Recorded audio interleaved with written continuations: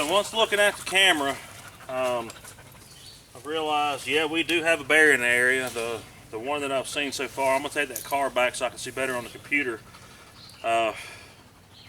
Some of this vegetation is kind of in the way of the camera, but we do have a bear, which is what we thought. So what I'm gonna do is I'm gonna restring this up, spray it down good, get our scent off of it, fill it back full of corn, and then I'm gonna clear out a little area around this since the bear's already been here and the deer have gotten used to it over the couple of weeks. I'm just gonna take a zip tie, zip it up, make sure we have enough room at the bottom for the corn to still come out as the deer and the bear swat at the bottom of it. What I'm gonna do is I'm gonna put this card in here.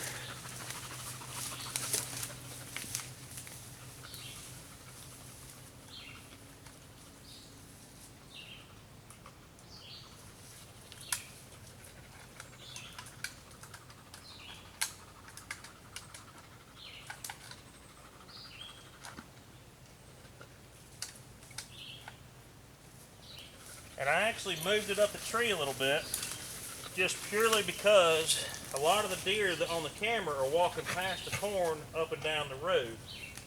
So we raised it up about a foot, and we're just going to take some of this old ragweed and all this mess and just kind of clear it up a little bit so we can see a little bit better.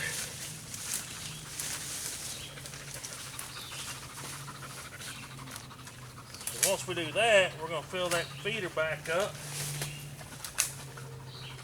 and spray down. Hopefully we'll get some better pictures. If you can see these pictures on our Facebook page, Wicked Stick Outdoors, you'll be able to see some of the stuff we're talking about. And they might be on our website, www.wickedstickoutdoors.com. And I'm really hoping that maybe we can get a youth out here or a newbie hunter. So we had quite a few does on there, and like I said, a smaller bear for the area for what we've been getting. And maybe one of those youths can, or first-time hunters can, if they're after a bear, they can come out here and get a bear, because Lord knows we don't have a shortage of bears in this area. I know for a fact this track has about 8 different bears on it. I have another track about 30 miles away, and it's only about 80 acres, and it's got 7 bears on it. So we have the bears, and then the piece across the river, we've got 35 acres, and we've got 4 bears on it. So the state of Virginia has allowed us to, we have a hound season, and then we have a bow season, and then we have a muzzleloader season for bear and a rifle season for bear. But we're only allowed 1 bear a year per resident or per licensed hunter. The bear population has taken off tremendously the last 5 to 6 years. I don't know why. Maybe the hunters aren't shooting them. Maybe it's the more of the urban sprawl pushing them back in more of these rural areas. I don't know, but we're going to do our best to hopefully get somebody to harvest a bear out here and put it to good use, and the hunter can feed their family, or if it's not me, if it's me, I'll feed my family. That's what it's all about, and getting these experiences. And I wish my dog would just keep running around in circles and clearing all this stuff out for me. But anyway, that's what we're all about, is trying to make sure to carry on our hunting heritage with the community. And one of the problems that we're facing now, which a lot of people understand it, is people would rather put a game controller in their hand than come out here and enjoy the wild. Personally, I don't understand it. Probably never will. But I'm going to do my part to try to keep our hunting heritage alive, and by doing that, you know, we're taking these people out here that's never been hunting, or, you know, even donating to some of the families that don't hunt, you know, to try to keep our sportsmanship alive and our heritage. Because Lord knows what's going on in Congress right now. I'm not going to get on a political speech, but it's rough looking for us right now. So we all got to pull together. All the bow hunters, all the rifle hunters, all the dog hunters. We don't have time to be against, okay, I'm against this type of hunting, but I'm for this type of hunting. No. We need to all pull together and support each other. Because without that, you know, it's gonna be challenged. And I don't know about y'all, but I love to shoot my guns, I love to fish, I love to hunt, I love to take my dog out in the wild, I love to do this. As far as, you know, this hunting thing with Wicked Stick Outdoors, you know, it's been my dream since I was a kid, and I don't want to see it taken away. So, number one, don't go against other hunters because you don't necessarily believe in the tactics they use to hunt. Number two, you know, we gotta stay active and pull together and work against some of these anti-hunting groups that would love nothing better than to see us shut everything down. But you know, my family, I feed my family off of our game that we kill every year or harvest every year. You know, if you want to put it however you want to put it, you know, be politically correct that we harvest. But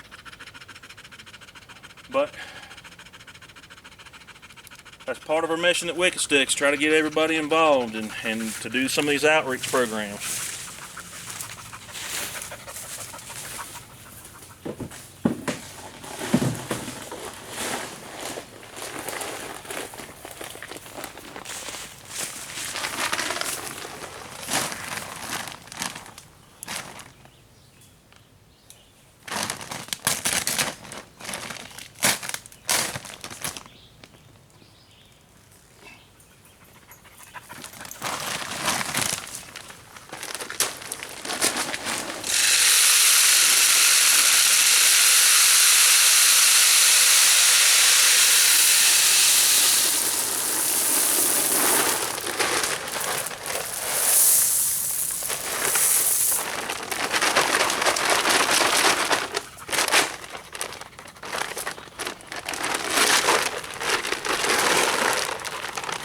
One of the good things I can say about here in Virginia, I donate every year to the Hunters for the Hungry. My wife and I both do. A lot of the Wicked Stick team members do. You know, we only take what we can use, but you know, we also take what other people can use. I have a lot of friends of mine that just don't have time to hunt, that love to hunt and love venison. And you know, if we're fortunate enough to harvest another animal for them to use, and everything's legal, you know, we're going to help them out. Also, I have a lot of families that we donate meat to throughout the states that we hunt in that don't hunt, but they're very thankful for us hunters that can forward on, you know, what we're doing. And even if the people, you know, don't hunt, you know, it's really rewarding to see the people that don't hunt, that want the venison, that then, you know, they have our backs when we go to Congress and go to some of these meetings, because without us, they're going to have trouble feeding their families. My wife and I just lost 300 pounds of elk meat due to a local cable company cutting our wire to our building. We lost 300 pounds of elk, probably 100 pounds of deer meat, and here it is July. We lost probably 30 or 40 pounds of catfish, quite a bit of crappie, and a couple wild turkeys.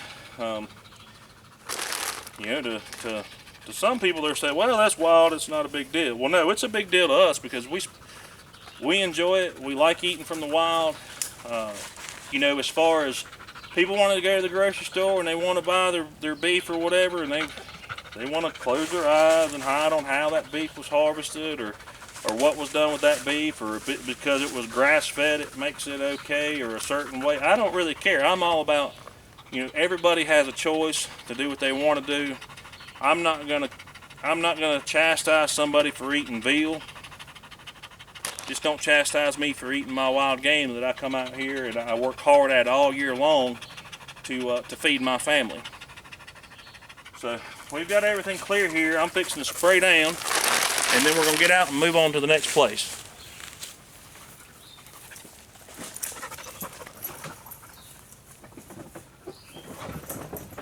Watch out, fella. Get over there.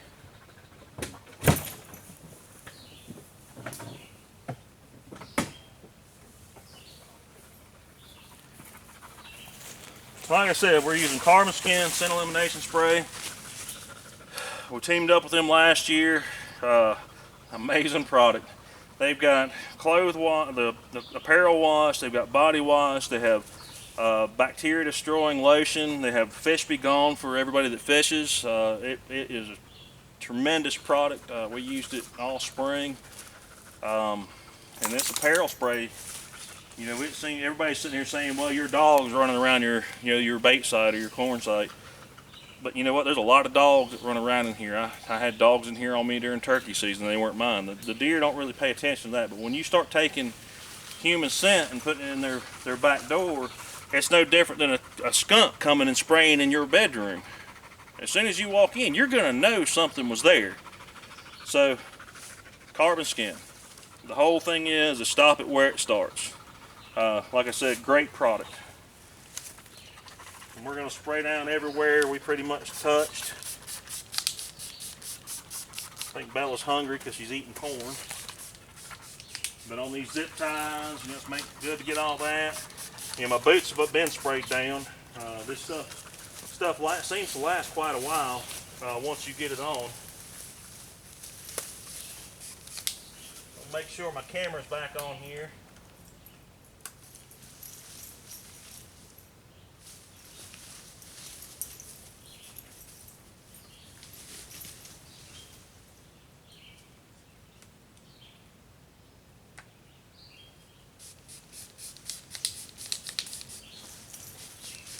The greatest thing about this carbon skin spray, doesn't leave any residue on your clothes. You don't have that baking powder look. It doesn't fade your clothes. It is exactly what it says. It's scent elimination. I'm gonna go ahead and spray down for the next spot just in case. But like I said, once you spray down, it operates through enzymes. It seems to really work. I can't praise this stuff enough.